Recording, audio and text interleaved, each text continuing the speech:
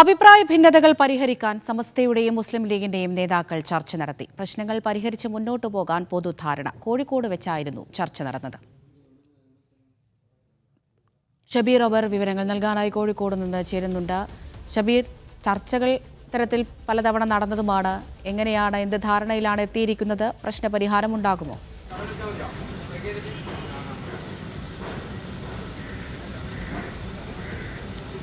അമൃത സൂചിപ്പിച്ചതാണ് ഏറ്റവും പ്രധാനപ്പെട്ട കാര്യം. പലതവണ ലീഗ് സമസ്ത കൂടിക്കാഴ്ച നടന്നതാണ്. ഈ പ്രശ്നപരിഹാരം എന്ന ലക്ഷ്യത്തോടെയാണ് ഈ കൂടിക്കാഴ്ചയെല്ലാം തന്നെ നടന്നത്. അന്നെല്ലാം തന്നെ തീരുമാനിച്ചിരുന്നത് രമ്യമായി പരിഹരിച്ച് മുന്നോട്ട് പോകാമെന്ന് തന്നെയായിരുന്നു.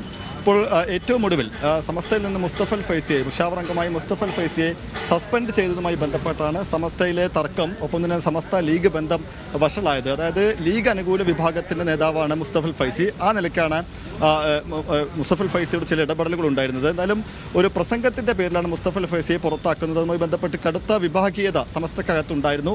ഈ ഒരു പശ്ചാത്തലത്തിൽ കൂടിയാണ് സമസ്ത ലീഗ് നേതൃത്വം ഇന്ന് കൂടിക്കാഴ്ച നടത്തിയത്. കോഴിക്കോട് സ്വകാര്യ ഹോട്ടലിൽ വെച്ച് ഇന്ന് രാവിലെയായിരുന്നു കൂടിക്കാഴ്ച. ഇന്ന് രാവിലെ 9 മണിക്കാണ് ഈ കൂടിക്കാഴ്ച തുടങ്ങിയത്.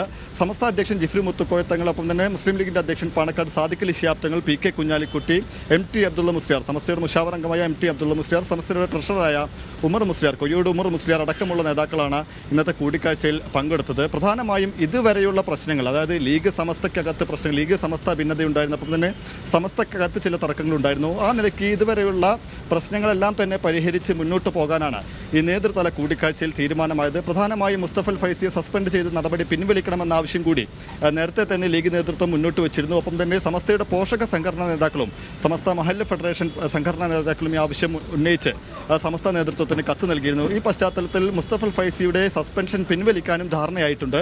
അക്കാര്യങ്ങളെല്ലാം തന്നെ സമസ്ത ഔദ്യോഗികമായി തന്നെ ഒരു പത്രക്കുറിപ്പിലൂടെ പത്രപ്രസ്താവനയിലൂടെ അറിയിക്കുമെന്നാണ് നമ്മൾ മനസ്സിലാക്കുന്നത്. അടുത്ത മുഷാവറ യോഗത്തിലായിരിക്കും ഇത് സംബന്ധിച്ച് ഔദ്യോഗികമായ ഒരു വിശദീകരണം നേതാക്കളുടെ ഭാഗത്തു നിന്നുണ്ടാവുക. എന്തായാലും ഈ കൂടിക്കാഴ്ച ഇന്ന് നടന്നിട്ടുണ്ട്. ആ കൂടിക്കാഴ്ചയിൽ പ്രശ്നം പരിഹരിച്ച് മുന്നോട്ട് പോകാൻ തന്നെയാണ് തീരുമാനിച്ചിട്ടുള്ളത്. അമൃത.